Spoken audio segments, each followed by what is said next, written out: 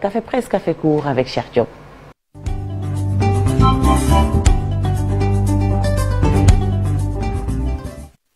aywa Cheikh ñu ngi lay dalalaat ci yéenekaay yeeg la ñu xëyee. merci beaucoup Fati. ci loolu yaa ngi si jàmm. maa ngi sant yàlla bu baax a baax alhamdulilah maa ngi nuyu sama mbokku sama naataango yi ma bokkal plateau bi nuyu mbokku téléspectateur de télévision Futurs Médias. aywa ñu doore ko l'Observateur à la une quand même l'affaire Ndeye Fatima Dione Miss Sénégal 2020. moom mi nga xam ne nag moom moo waxoon rek dañu ko sàkku ci loo xamante ni nag du ak coobereem mu mel ni nag ñu doon wëyal li nga xam ne moom moo di l'enquête bi daal dinañ koy buural wax nañ ci lu bëri itam ñenn ci ñoo xamante ni addu woon nañu ci ca bi mbir mi amee ñoom ñëpp seen tur mi ngi ci l'Observateur wax itam ci coowal suuf Fati ñaar fukk ak juróom-benn ci ay milliards la ñu daal di encaissé ci lu soxal nag terrain yi nga xam ne moom moo nekk fii ci aéroport international aéroport Léopold Sédar Senghor wax itam ci forum de l'eau réew bu Sénégal stress hydrique. Le rapport qui révèle la menace la ko rek daal di dippe coowal Ousmane Sonko Adji Sarr ki nga xam ne nag moom moo di Ndeye Khady Ndiaye di borom Sweet Beauty moom moomee nag ni ki démb daal nay janoog doyen des juges du toll ci juróom ñetti waxtu ma nga woon ca palais de justice bu Ndakaaru baat ak tontu doxoon fa nga xam ne moom moo di seen ak diggante jàppal ne ki nga xam ne nag moom moo di borom këram daañ ko déglu ni ki tey jile ci bëccëg gi incha allah Fati ñu wutali beneen ab yéenekaay enquête dikkaat itam ci destruction sanctuaire rebelle ak itam reprise yu braquage retour wu banditisme la rek daal di xëy fësal lépp lu ñeel itam marche yi nga xam ne nag société civile na mën a ko amal ni ki tey ca place de la nation mu mel ni nag ñuy wax ana fan la ñuy jaar mu mel ni ñoom ñooñu nag contre le parrainage bi nga xam ne nag moom la ñu fësal ci réew mi la ñu rek daal di dàq beneen ab procès muy massacre bu Boffa Bayotte ñooñ nga xam ne nag joxoñ nañu leen ci baaraamu tuuma xam nga itam ni ki démb ñu ngi doon janoo ak ñi séq wàllu yoon ñoom ñooñu nag lépp loo xamante ni dañ leen ko tuumaal Fati dañ ko rek dàq ba mu set le quotidien dikkaat ba tey ci lu soxal Mali décès bu Mbaye Maïga chronique d'une mort annoncée junte wi nag encaissé lu soxal wàllu caution bu président Macky Sall mais refuse l'évacuation de l'ancien PM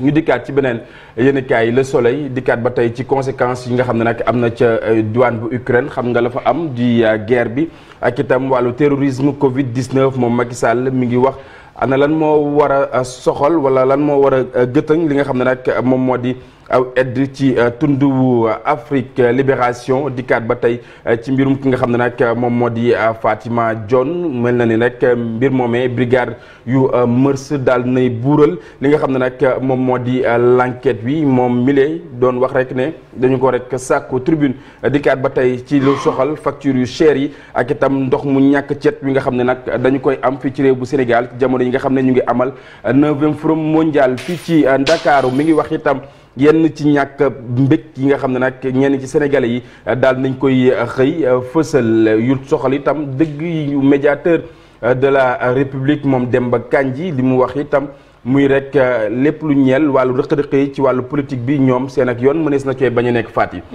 lu soxal Walf Quotidien dikkaat ba tey ci li ma doon wax sànq forum mondial de l'eau mar wala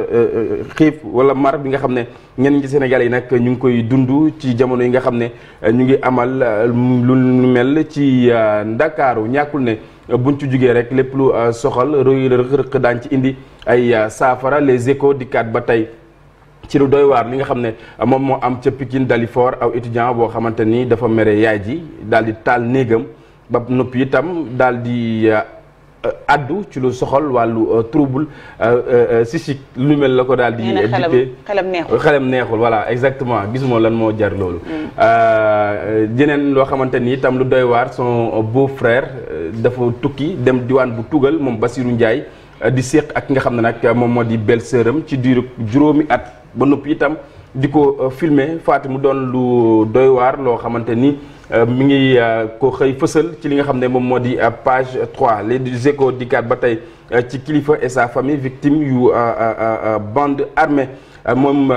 soxna Ndeye Khady di janoo bi nga xam ne nag mi ngi ko doon amal waaye Fatou jàppal ne fa mu taxawoon ba tey la taxaw ngir ragg deru ki nga xam ne nag moom moo di Ousmane Sonko ña ko doon woo di ko amal ay propositions itam ñoom ñëpp teg na seen tur ci li nga xam ne nag moom moo di table bi ni ki démb xaar nañ ko ci tribunal ba sonn. bés bi le jour di kaat ba tey ci lu soxal démantèlement yu base yu Salif Sadio jamono yi nag armée sénégalaise mi ngi seen kaw bu baax a baax Fatou lépp lu ñeel. fi nga xam ne yàq tam fa lañ doon làqatu ak yeneen yi ni xeetoo mu mel ne nag armée ba ma ngay wëy di fa defi jéego laas dikkaat ba tey ci lépp lu soxal liggéeyuk BRT bi nag xam nga ne dañ ko jébbal laataa rek fin d'année bi di jot ay kàddu ki nga xam ne moom moo di Mansour Faye jëwriñ ji nga xam ne moom lañ dénk wàllu dem ak dikk fii ci réew bu Sénégal moom moo gisee lu ni mel. Vox Populi di kaat ba tey ci li nga xam ne nag moom moo di nigérien yi nga xam ne nag ñu ngi ci Ndakaaru di tàllal loxo mu mel ni nag ci yële jamono seen ak lim dafa gën di bari ay bés yu nga xam ne itam moom la ñu génn gis nañ ne xët yu njëkk yu yéenekaay yu bëri daal di koy xëy fësal moom Cheikh Yérim Seck itam xam ne rek ne dina dellu ginnaaw bu baax a baax ci lépp lu ñeel wàllu média ak yeneen yu ni xeetoo fësal na itam aw vidéo woo xamante ni ma nga doon amal aw tàggatoo Source A dikkaat ba tey ci mbirum Basirou Ndiaye ak itam jàmbaar yi nga xam ne ñu ngi woy di amal li nga xam ne nag moom moo di la xew diwaan bu Casamance ak la jëm ca wet googee yëpp ngir ñeel wàllu ratissage le préfet de Dakar Guy Marius Sagna ak itam ñi nga xam ne ñoom lay àndal xam nga ne nekki tey fas yéene ñoo rek amal aw marche bu mag fa nga xam ne moom moo di ca place de l'Obélisque lañ koy daal di doore mu di place de la nation témoin dikkaat ba tey ci lu soxal mu soxal entretenu d'un forum ak itam affrontement la ko rek daal di dippe réew bu Sénégal ak itam la nga xam ne moom moo am ca diwaan bu Casamance jamono yi nga xam ne nag ñu ngi amal forum mondial de l'eau Sud Quotidien dikkaat ba tey ci lépp lu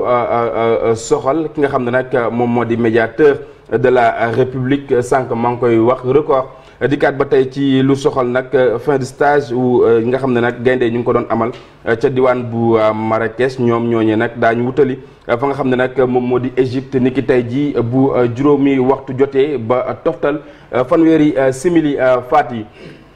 stade dikkaat ba tey ci li nga xam ne moom moo di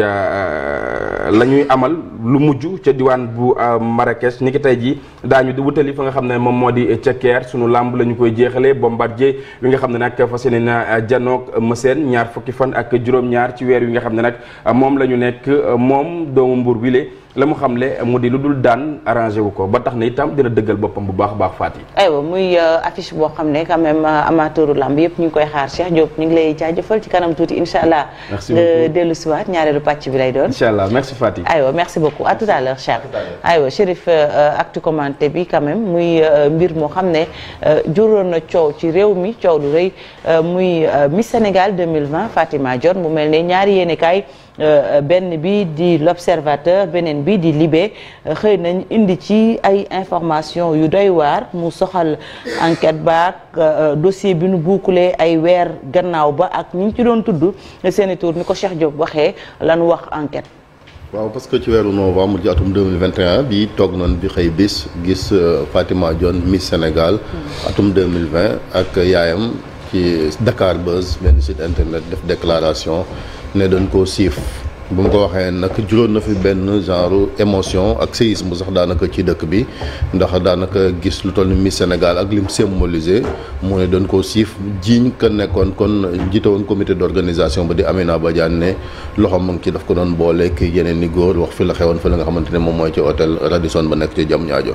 coow na gis nga après soxna yi ci duggoon également parce que Amina c'est vrai que defoon na fi benn déclaration xaw a tarxis ci wàllu kàddu bañ jàppoon ne wàllu apologie terrorisme la ban loolu tam am na ay plainte yoo xamante ni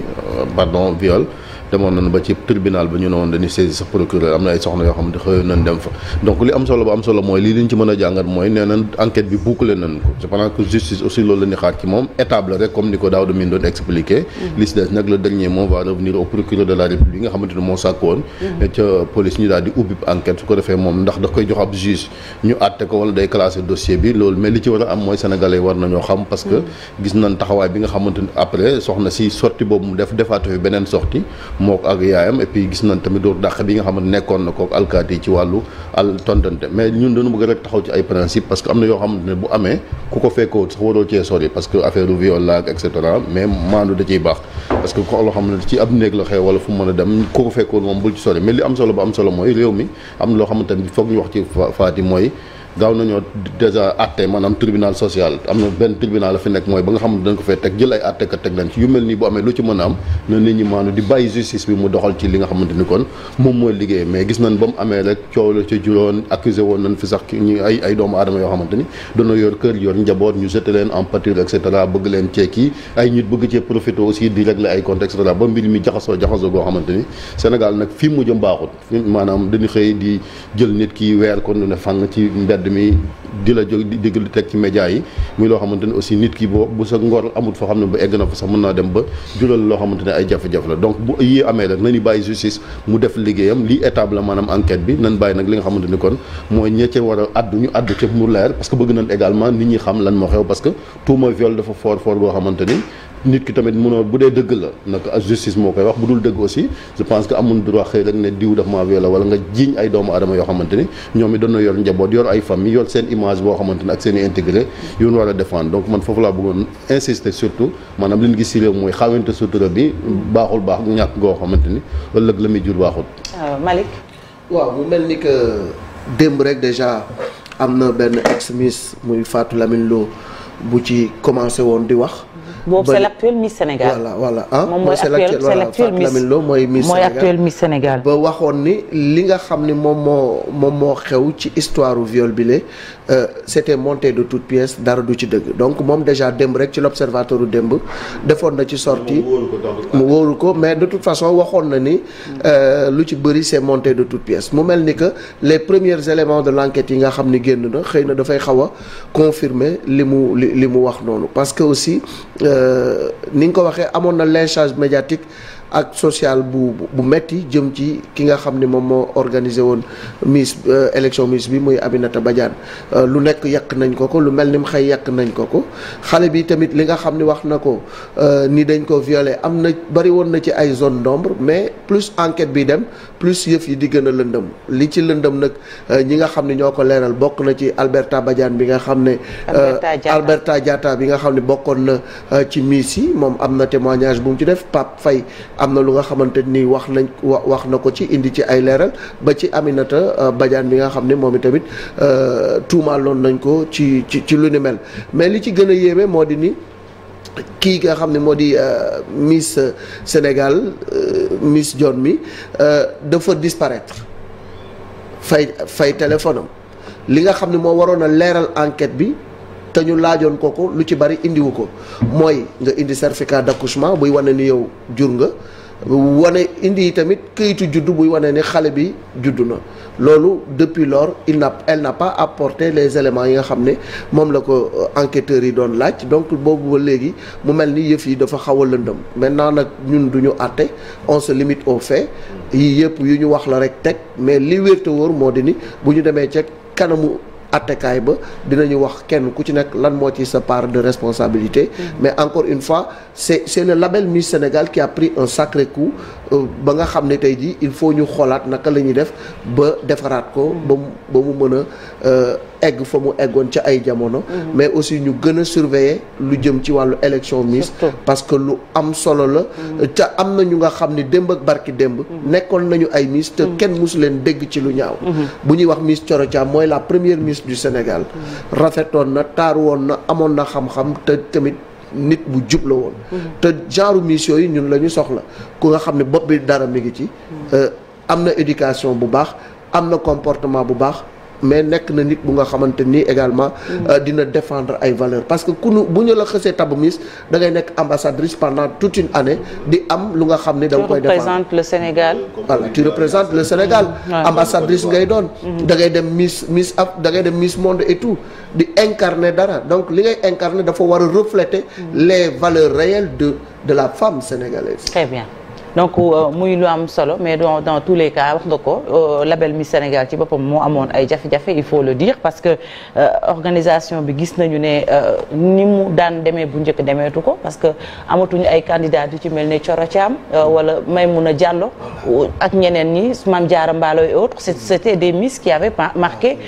le Sénégal mais tamit organisation bi ni nga ko waxee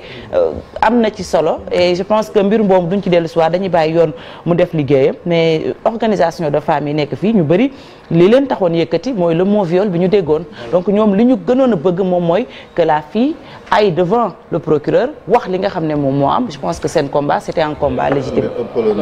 waaw Fatou dinaa si yokk dara soo xoolee Chérif mi ngi wax lynchage médiatique bu amoon lynchage médiatique bi je pense que li ko gënoon a andi c'était plutôt la sortie maladroite de l'organisatrice bi mu waxee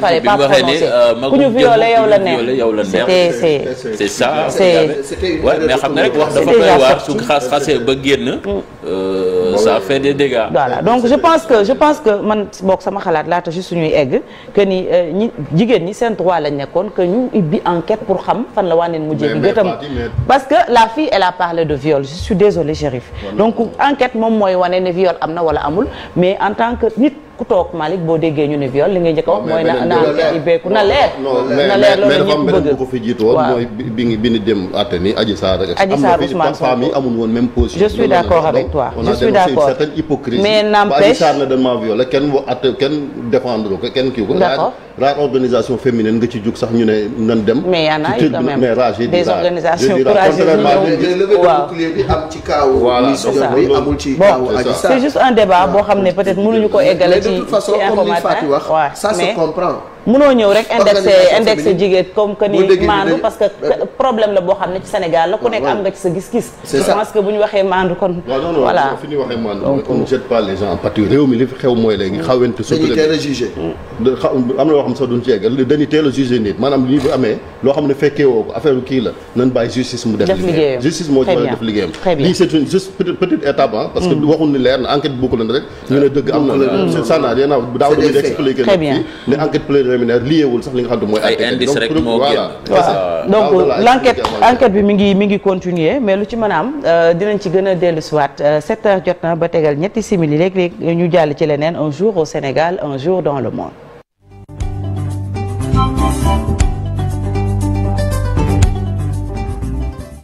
L'enquête a été bouclée ou pas xam naa dinañ ci xam dara peut-être